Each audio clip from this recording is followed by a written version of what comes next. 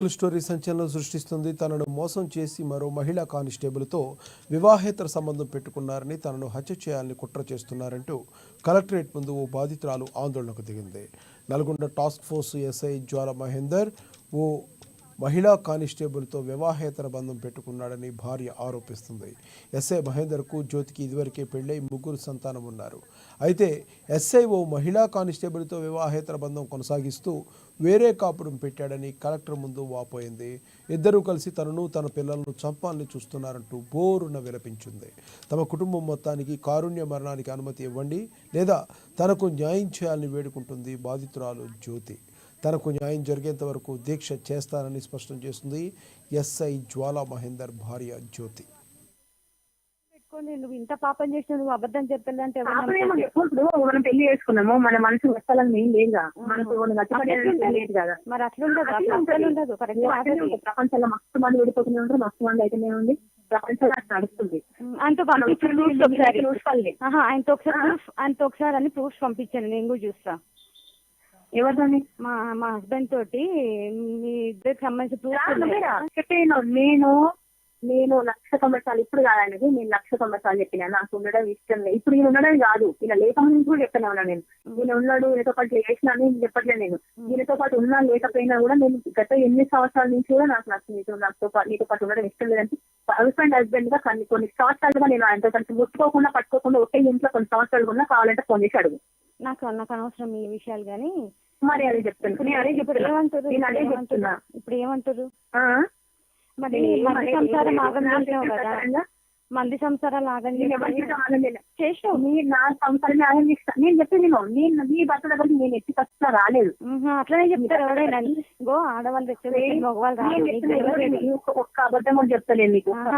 నువ్వు చేసి ఇంత పాపం పెట్టుకొని నువ్వు ఇంత పాపం చేసిన నువ్వు అబద్ధం చెప్పాలంటే ఇప్పుడు మనం పెళ్లి చేసుకున్నాము, మన మనసు వస్తాలని ఏం లేదు కదా. మరి అట్లుండదు.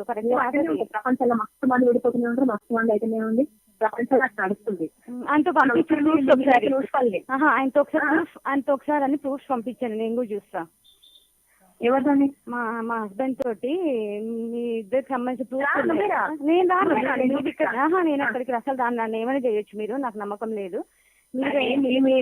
నేనేం చేయను, నమ్మకం లేదు. మీరు ఇంత చేసిన తర్వాత నేను అసలు మిమ్మల్ని నమ్మేదే లేదు.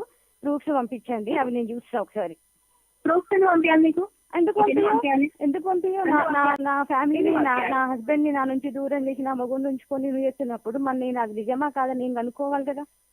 నిజమా నేనే చెప్తున్నా కదా. నాకు నువ్వు నమ్మకం లేదు. కాపాడుకుంటూ వస్తున్నా నీ హస్బెండ్ ని. ఎవ్వరు ఏం చేయకుండా, మా చుట్టాలు ఏం చేయకుండా, ఎవరు ఏం చేయకుండా, మా ఇంట్లో ఏం చేయకుండా, వేరే వాళ్ళు ఏం చేయకుండా అన్ని నా నెత్తిని వేసుకొని ఇంతవరకు కాపాడుకుంటూ వస్తున్నా. అబ్బో ఆయన నువ్వు కాపాడుతున్నావు, నేను కాపాడుతున్నా. ఆయన నీ చట్టాలనే నువ్వు కాపాడుతున్నావు ఆయనని. నీ క్యారెక్టర్ 10 మంది పెరిగేదని అంటారు. ఎవరు అడిగినా ఎవరు నచ్చితే వాళ్ళతో పోతాను అంటారు కదా నిన్ను.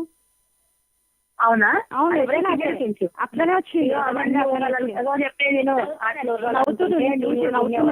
చేయాలనుకుంటే నవ్వితే నవ్విరు కానీ నువ్వు అంటే అంతపట్టించాలనుకుంటే ఏంటి ధైర్యం నాకు అర్థం కావట్లేదు. అంటే నేను మీ ఇద్దరు కలిసి నన్ను చంపేస్తే మీ ఇద్దరు హ్యాపీగా ఉండొచ్చు అనుకుంటున్నారా?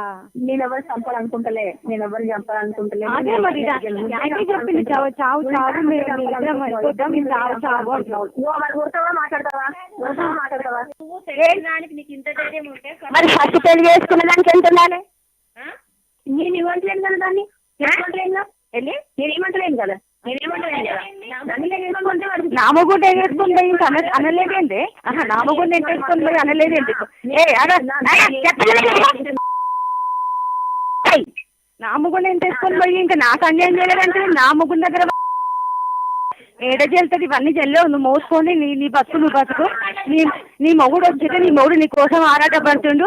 నువ్వు ఎంతమందిని మోసం చేస్తావు నువ్వు అసలు? నా మొగుడు ఎన్నోడు నీకు? నా మొగుడు ఎన్నోడు